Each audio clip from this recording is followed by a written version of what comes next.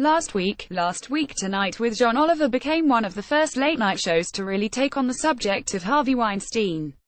Tonight, they started off the program with Oliver railing into not just Weinstein, but some of the people who callously chose to defend him right out of the gate, and for very little reason.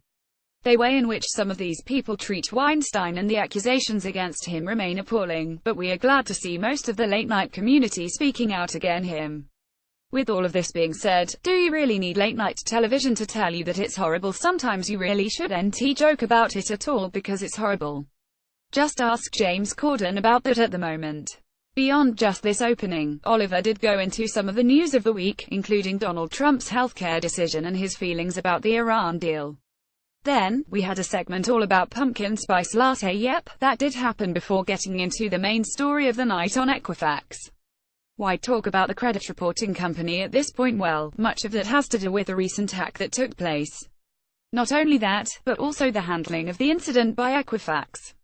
They didn't report the breach to the public for weeks, and to go along with that there was a wide array of other problems, including a multitude of credit reports being sent to the same address. This was bad, really bad, given the information that is out there within your credit history. Out of all of the segments that we know Oliver could have given to the public, we know that Equifax is not going to be remembered as the most exciting one for many reasons.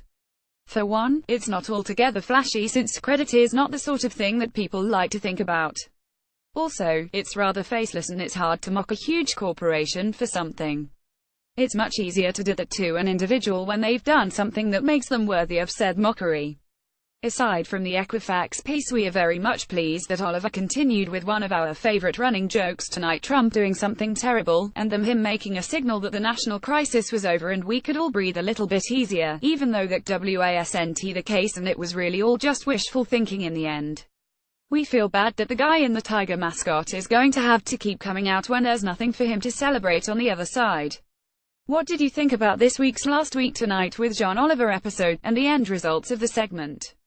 Share in the comments below. Also, be sure to check out the link here to get additional news on this show and others we cover via Facebook.